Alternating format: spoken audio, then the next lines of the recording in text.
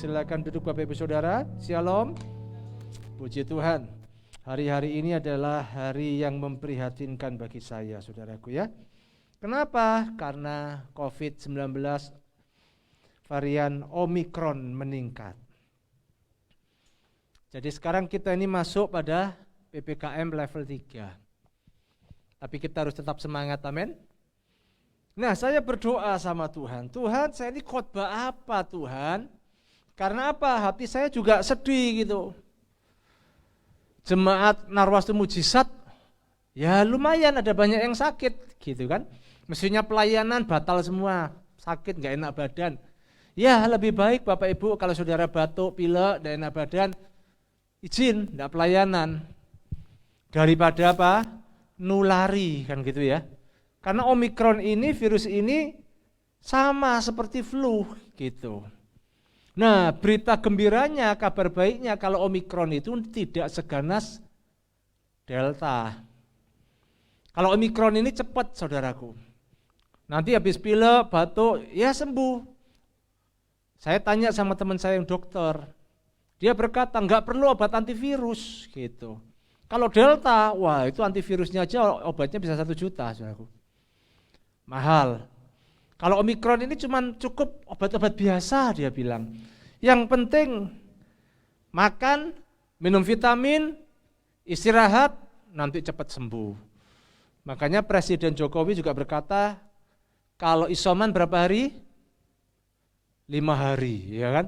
Nah, tapi kita menurut aturan diperpanjang 10 hari supaya tidak nulari gitu ya. Bagi yang sudah vaksin 2 kali lebih aman. Apalagi yang sudah booster yang ketiga, tambah aman.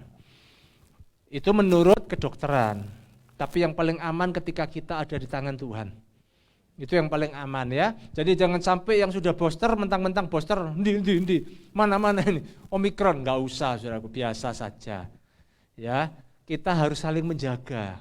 Kasihan yang punya kelemahan tubuh, yang punya komorbid kan kasihan. Kalau sampai kena nggak enak, saudaraku ya. Karena kami sudah ngalami, nggak enak saudaraku. Nah ketika saya berdoa Tuhan khotbah apa? Saya bergumul, saya bawa tidur, saya doa Tuhan khotbah apa ya? Tuhan kasih ayat ini ayat yang terkenal. 1 Korintus 10 ayat yang ke-13 sampai 14. Saya percaya saudara nggak usah buka Alkitab, sudah tahu, sudah hafal. 1 Korintus 10 ayat 13 sampai 14 dikatakan begini. Pencobaan-pencobaan yang kamu alami ialah pencobaan biasa. Kata Tuhan begini, ini zaman Omikron ini juga menakutkan, apalagi Delta dulu banyak yang meninggal. Ini rumah sakit pada penuh. Kata firman Tuhan, pencobaan biasa. Artinya apa? Sudah umum, sudah lazim gitu. Yang tidak melebihi kekuatan manusia. Sebab Allah setia dan karena itu Ia tidak akan membiarkan kamu dicobai melampaui kekuatanmu.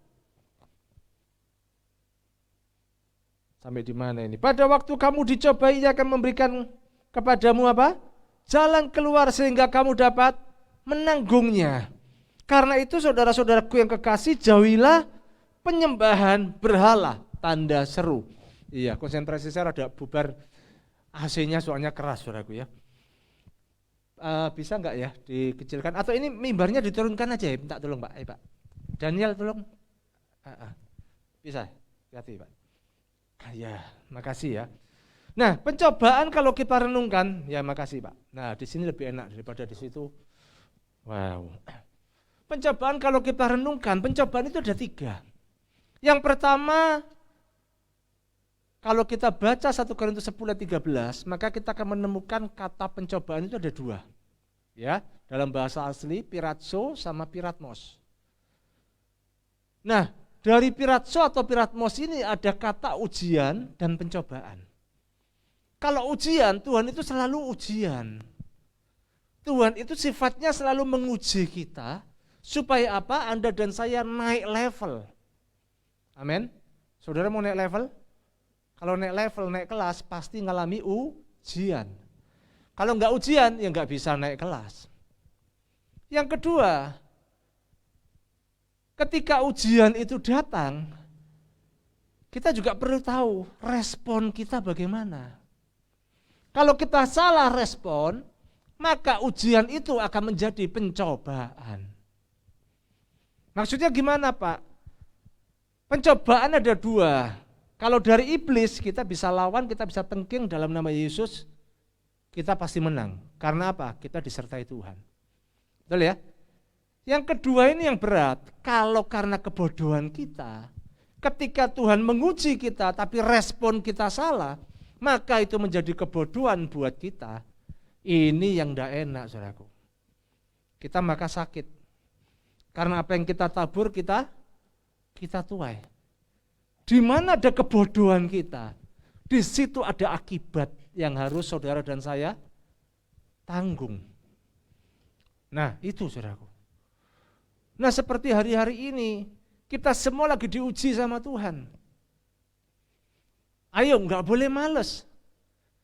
Yang enggak pernah olahraga, hari-hari ini harus sering olahraga. Harus rutin olahraga. Seminggu 3 kali atau 4 kali lah, harus.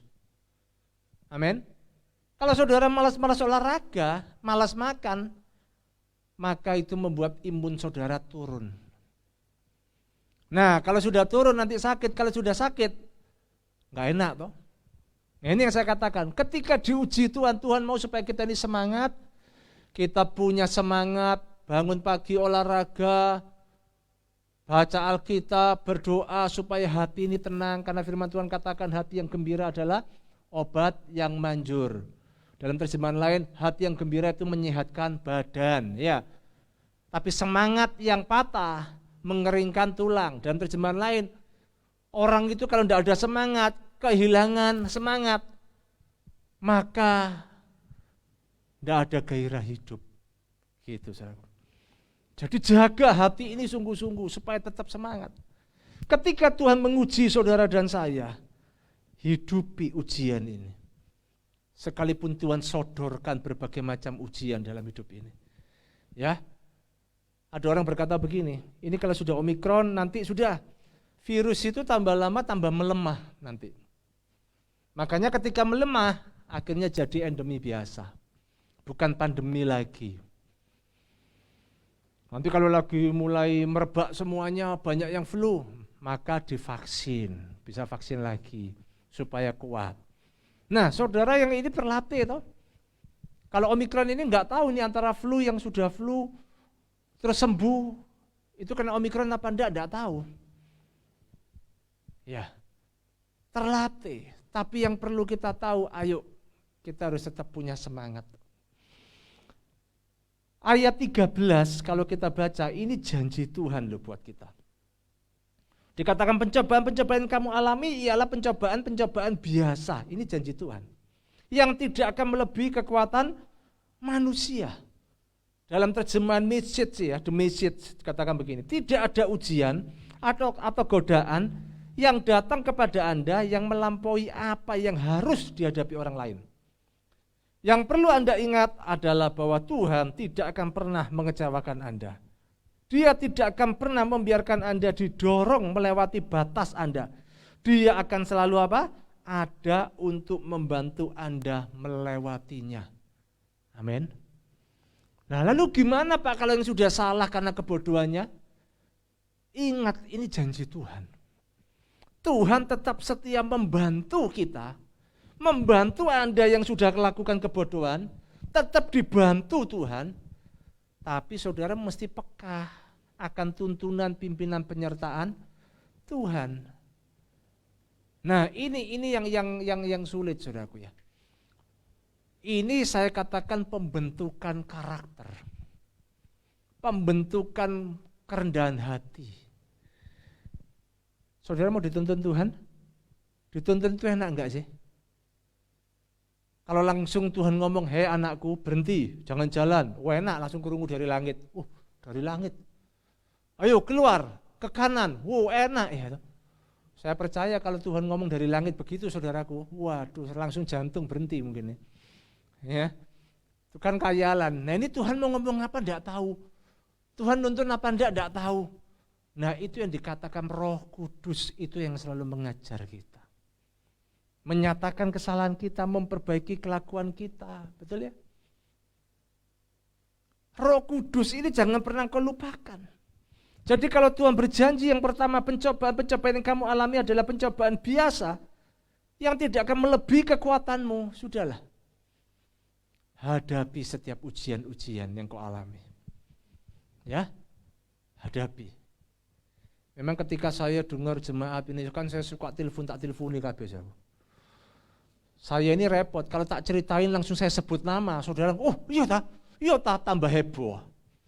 Kok diteleponi kabeh malah stres tambah ngamuk ya. Sampai ada yang sesek, saturasi turun 60. Sampai di sana, dokter berkata, ayo enggak pulang, opname. Jangan, istri saya sama anak saya masih di rumah. Saya harus pulang. Saya kuat. Saturasi 60. Saya tanya sama dokter, 65 itu sudah harus opname, Pak. Hati-hati, bahaya. Dia pulang. Hari ini saya follow up, saya cek, saya telepon, saya tanya sudah sehat, bisa ngobrol, semangat, enggak megap-megap, saudara. Karena waktu tahun lalu teman-teman saya itu waktu kena itu sama saya Delta, mereka juga ngos-ngosen, saudara. Ngos-ngosen, jalan berapa meter, capek, enggak kuat. Jadi orang itu beda-beda. Saya lihat itu pimpinan penyertaan Tuhan, saya berkata begini, mujizat Tuhan terjadi. Ya, jadi kita nggak boleh pandang remeh. Ketetapan pemerintah kita lakukan, kita kerjakan. Prokes ya prokes. Tapi ini kekuatannya COVID-19 semakin menurun kekuatannya. Sampai pada nanti dia nggak akan membunuh manusia lagi, tapi hanya sakit-sakit biasa. Nah, saya percaya kita nggak ada yang mau sakit toh. Kita semuanya mau sehat toh. Ya, tapi harus dilatih ini tubuh ini. Jangan cuma makan tidur, enggak. Tapi mesti bergerak, mesti olahraga. John Maxwell pernah berkata begini, keadaan-keadaan yang terjadi tidak membuat Anda menjadi sebagaimana adanya. Justru melalui keadaan-keadaan itu mengungkapkan siapa Anda yang sesungguhnya. Nah, ini model kita ini akan muncul ketika kita mengalami masalah, persoalan. Itu Bapak Ibu. Nah, ketika saudara ngerti, saudara sadar, oh iya ya, kayak gini aku ini ternyata modelku gini. Makanya kita harus belajar jangan konsen pada masalahmu yang besar, tapi fokus pada Tuhan. Engkau punya Tuhan yang sungguh besar, yang mampu mengadakan yang tidak ada menjadi ada. Yang mustahil menjadi tidak mustahil. Amin. Saya dalam minggu-minggu ini, hari-hari ini saya suka memuji istri saya. Karena saya ngakui, iya puji Tuhan ya, luar biasa kamu jadi istri yang baik. Saya mulai kemarin-kemarin bergumul gimana ya caranya menyediakan kamar untuk anak saya ini. Wah, sampai rumah, sertifikat rumah mau saya bangkan, mau tak sekolah ben pinter gitu. Bangun hitung-hitungan, bangun renovasi rumah saudaraku, di total belakangnya tok 160 juta. Saudara jangan berkata begini, oh tapi kan Pak David anaknya Tuhan, wakilnya Tuhan, berdoa, Tuhan pasti berkati, Tuhan pasti cukupi. Kalau menurut kedagingan saya bisa begitu modelnya. Keseluruhan waktu dihitung, insinyur sampai datang hitung, gopek tiaw. Saudara tahu gopek tiaw? Dari depan sampai belakang itu dirombak, ditingkat 500 juta. Lek belakangnya tok 160 juta. Ayo yang mana? Istri saya gini, Pak, pokoknya aku enggak mau utang aku. Capek aku, kesel bayar tok, cicilannya akeh soalnya. Tapi karena Tuhan itu luar biasa. Ya saya enggak bisa maksa dia. Ya sudahlah, saya diam. Gimana caranya? Padahal dari dulu kita sudah ngobrol. Ini besok bisa jadi kamar ini kecil. Tempat TV, ruangan TV itu, ruang tamu bisa jadi kamar ini. Tapi saya mikir, waduh kasihan ini kamarnya cilik. Tapi begitu saudaraku, dikerjakan Gabriel setuju, keyboard bisa masuk di situ. Ya puji Tuhan lumayan lah. Akhirnya satu kamar selesai. Jadi mulai kemarin sibuk kita nih ngurusi kamarnya Gabriel. Tuhan buka jalan. Ketemu siapa? Jemaat sendiri. Pak Gedeon banyak bantu. diperbaiki ini jadi bagus rumah saya. Itu kan Tuhan tolong semuanya. Ya. Jadi saya bilang sama saya, waduh terima kasih ya. Ternyata sebetulnya gampang. Coba dari dulu kita ningoh gitu, kita nurut aja. Sudah jadi ini kamar sendiri-sendiri. Tapi pikiran saya, lihat apa ya? Wah ini tak bangun kabeh, dibangun semua ya. Tapi keadaan seperti ini. Wah dibangun belakang itu 160 juta. Lumayan rumah tak sekolah, dapat susu, terus bayar. Tapi karena istri saya, penolong saya bilang gini, aku gak gelem utang-utangan, gak mau utang. Bayaran dhewe lek utang. Males aku ngitung-ngitung misalnya. Puji Tuhan. Akhirnya dia menikmati, saya juga menikmati. Nah kamar saya juga, kan kami pindah kamar saudaraku. Jadi kamar saya dipakai Daniel, saya pindah di kamarnya anak-anak 2 itu, Daniel. Jadi lebih besar. Akhirnya meja belajar saya bisa masuk. Wah Tuhan itu atur semuanya. Semuanya itu cukup pas. Jalan di sini pas, keluar pas, gak sampai semuanya pas. Ya enggak apa-apa pas-pasan itu. Jadi enggak bisa tuh jualan, enggak bisa. Luar biasa Tuhan. Padahal meja belajar itu mau saya rombeng. Waktu tak rombeng nyakit hati saudaraku. Piro? 250. Ya, 250 juta gak apa-apa ya. 250.000, 250. Walah. Gak usah, loro hati aku. Akhirnya diperbaiki. Saya belajar. Diajari Pak Agung, melitur, tak melitur dhewe, ngurusi aku sampai 3 hari, kesel aku. Tambah jur. Gosok-gosok gini nih. Didempul, saya pikir didempul ini pakai ini Pak supaya lebih bagus. Tak pikir wah saya mantep, tak belempuli kabeh. Wah kok tambah jur gini modelnya. Istri saya gini, wah ini suwe-suwe masuk kamar ini setiap hari bisa gini, ini ulahmu ini ya, meja belajar kok gak karu-karuan gini. Wah suwe-suwe kan enggak damai japra ya. Akhirnya Tuhan buka jalan, wis diongkosno orang, kursi yang dulu rusak jadi bagus, meja belajar jadi bagus. Puji Tuhan, Tuhan itu Allah turut bekerja dalam segala sesuatu dalam hidup kita, amin. Yang penting kita mau menyadari gitu loh. Makanya janji Tuhan yang kedua, tidak melebihi kekuatan manusia. Jadi selama kita ini menjadi manusia, berapa banyak manusia?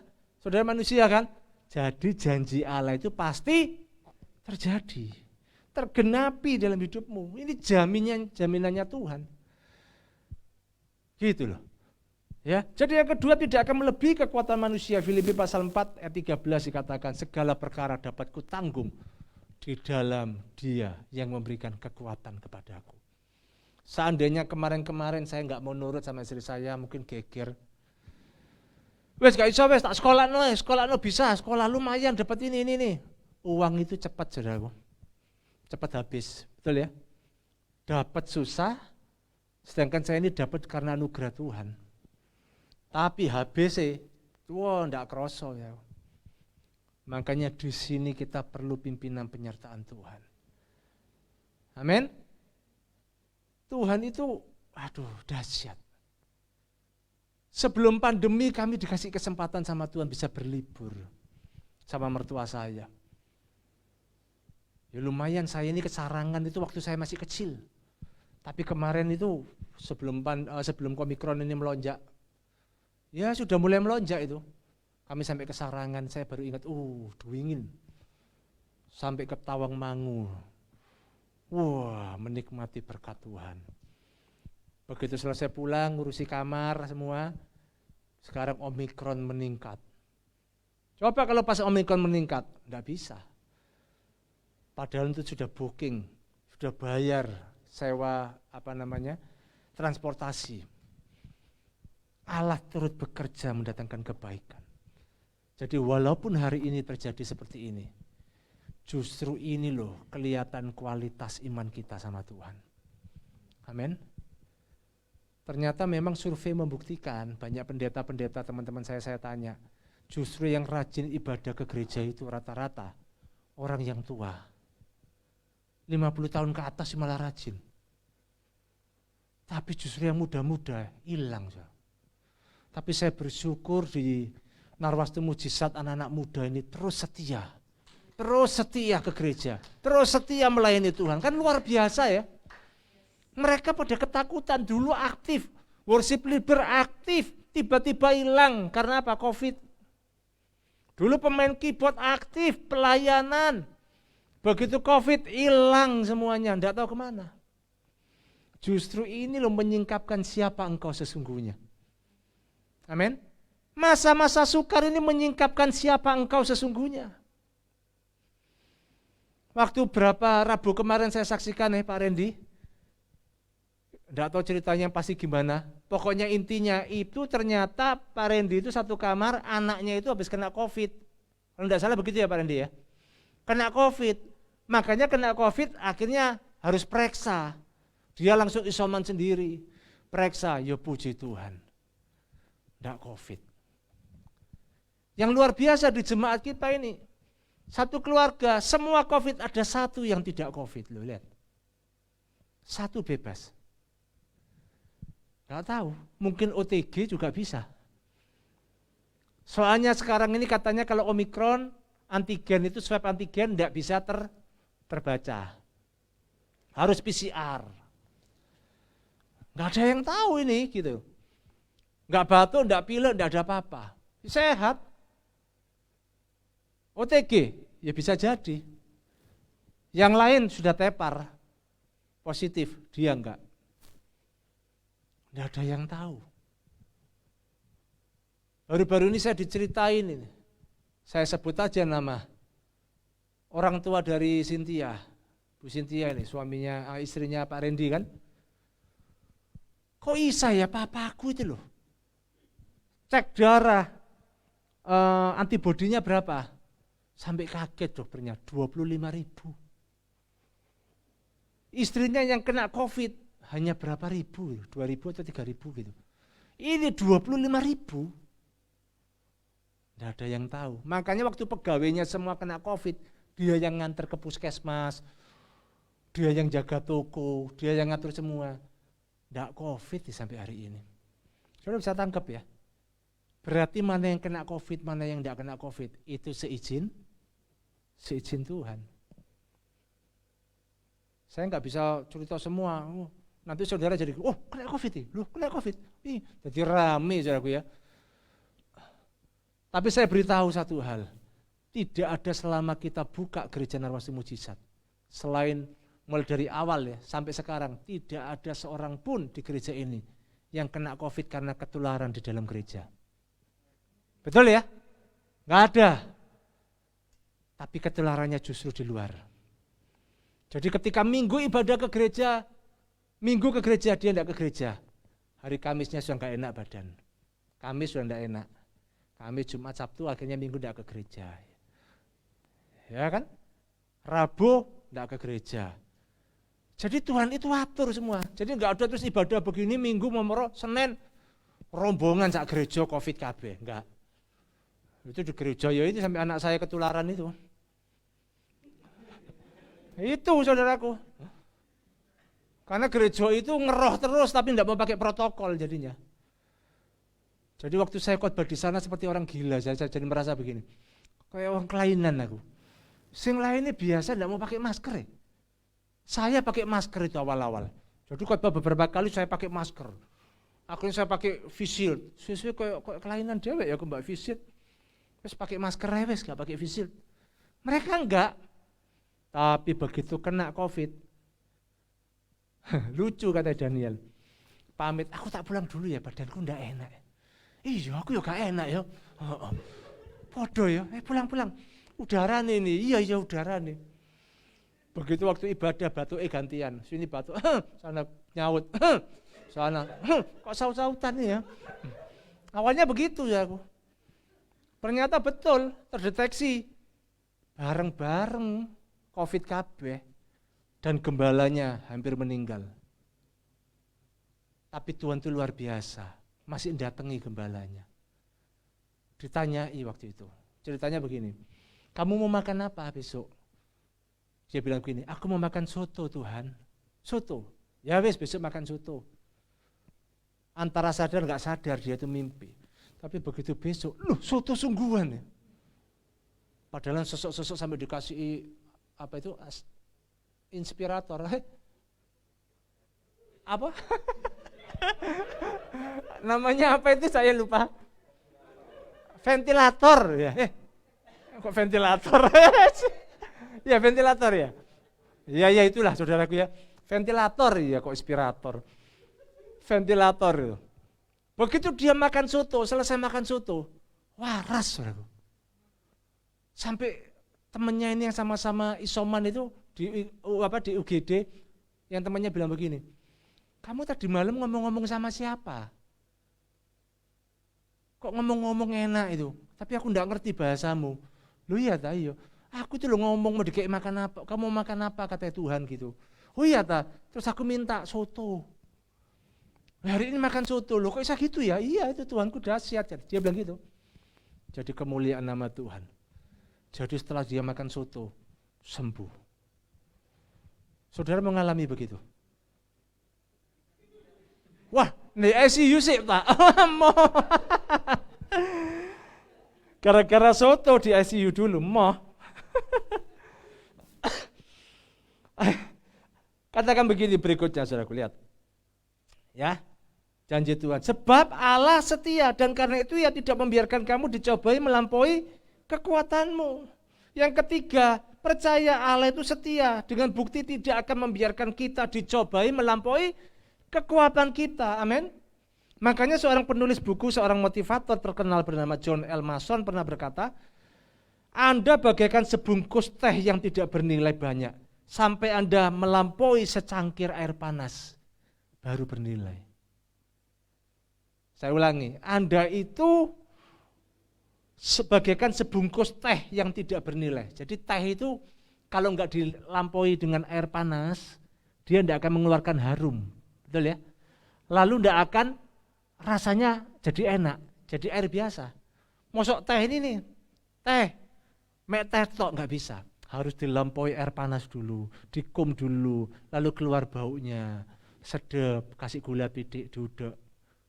Sedap rasanya. Sama hidup kita begitu.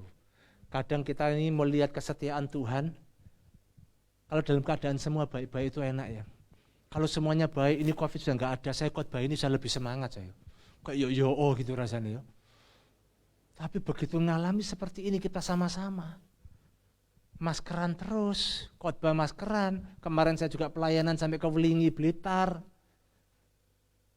Dalam keadaan aduh enggak enak, tapi puji Tuhan, itu pertama kali saya minggu khotbah itu enggak pakai makan, aku enggak kayak mangan nih. Gitu. Tapi saya ingat pesan istri saya, bawa kue mari. Oh ya tak bawa kue mari. Jadi Tuhan baik, habis minum obat saya minum kue makan kue mari. Jadi saya bertahan langsung khotbah lancar. Ya. Nah kemarin saya mual-mual itu ternyata apa? Saya salah minum obat. Jadi obat untuk empedu itu ternyata itu obat terapi ya. Sebelum minum obat itu harus merawat lambung. Nah saya tidak rawat lambung. Jadi saya cuma minum itu karena teman saya bilang kalau lambungnya tidak masalah, tidak usah Pak, tidak apa-apa, tidak ada gangguan, iya tidak apa-apa. Itu aja yang penting. Saya minum, begitu minum genep 7 butir itu tidak salah, apa 8 butir, langsung ya itu minggu saya sampai khotbah mual-mual. Aduh, puji Tuhan. Hari ini sudah sejak itu saya sudah berhenti, sudah tidak minum lagi, tidak minum obat itu ternyata saya baca yang baca mertua saya. Itu untuk penghancur batu-batu di empedu. Apabila ada batu, empedu, atau pasir-pasir itu akan hancur. Wah, efek sampingnya apa? Mual dan muntah-muntah. Wadah, mual dan muntah-muntah.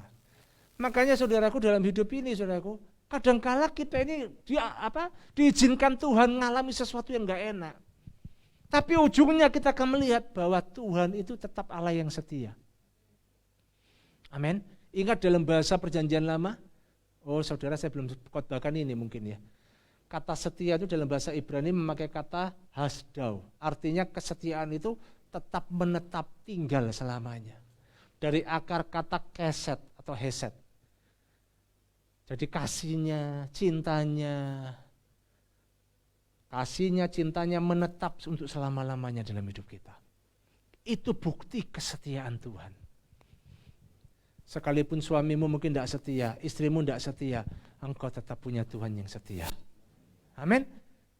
Makanya kalau orang itu ngerti kehendak Tuhan, dia ngerti hatinya Tuhan, dia akan menjadi pribadi yang setia. Jadi suami yang setia. Jadi istri yang setia. Amin. Engkau jadi pelayan Tuhan yang setia.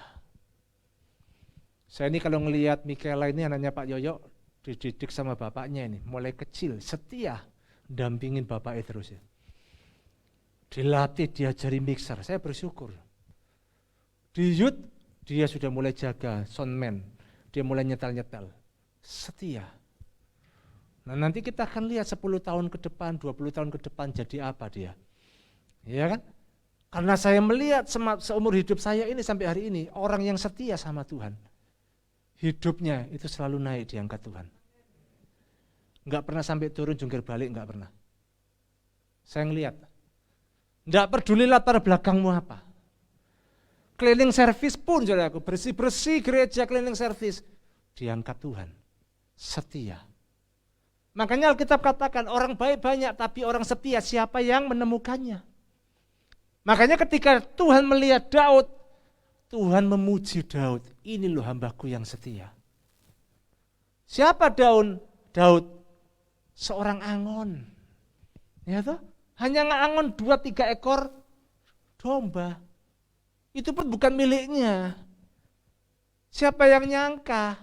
Daud cuma kerjanya angon domba. Nyanyi-nyanyi di padang, cuman gitu. Diangkat Tuhan jadi raja. Saul diangkat Tuhan, Tuhan turunkan Saul jadi raja, digantikan sama Daud. Dengar baik-baik Bapak Ibu. Hari ini kesetiaan Anda dan saya dilihat Tuhan. Amin. Sekalipun ini masa-masa sukar, pandemi seperti ini, Anda tetap setia di rumah Tuhan. Ingat omongan saya ini, tidak akan pernah Tuhan tinggalkan Anda.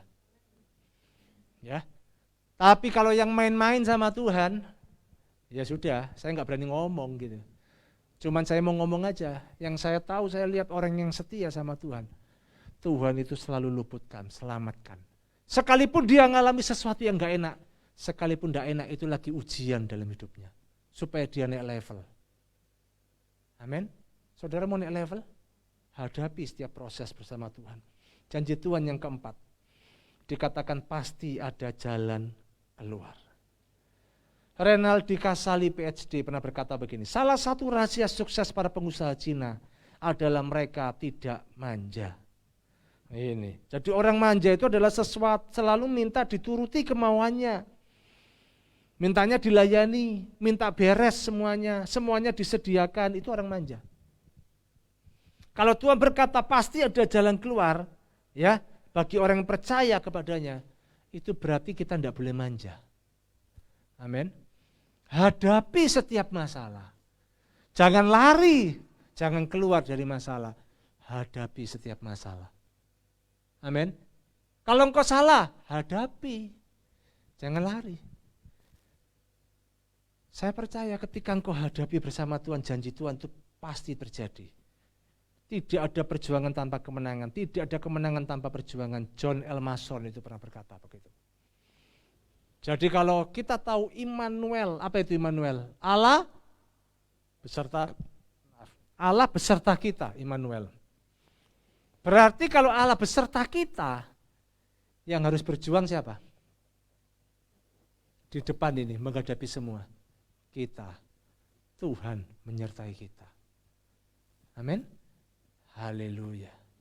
Yang keempat pasti ada jalan keluar. Yang kelima dikatakan ayat yang ke-14. Karena itu saudara-saudaraku yang kekasih, jauhilah penyembahan berhala. Maksudnya apa? Hubungannya apa ini kok sama berhala? Penyembahan berhala. Jadi yang kelima, syaratnya jangan ada berhala di hidupmu. Berhala itu apa? Mungkin anakmu kau jadikan berhala. Bisa enggak? Bisa, enggak ke gereja soalnya kau ada anakku. Anakku cilik. Orang tuamu jadikan berhala. Aku mesti jaga orang tua. Wes pokoknya alasannya akeh. Itu berhala. The Message saya baca, Pengertiannya begini, jadi teman-teman saya yang terkasih, ketika Anda melihat orang-orang merendahkan Tuhan, menjadi sesuatu yang dapat mereka gunakan atau kendalikan, keluarlah dari perusahaan mereka secepat mungkin. Sampai seperti itu loh. Jadi saudara kerja di sebuah perusahaan, lalu saudara lihat ini bosmu ini kok merendahkan Tuhan, kok meremehkan Tuhan, disuruh apa? Keluar. Kalau engkau terus kerja di situ, maka engkau menjadikan itu berhalamu. Kayak gitu loh.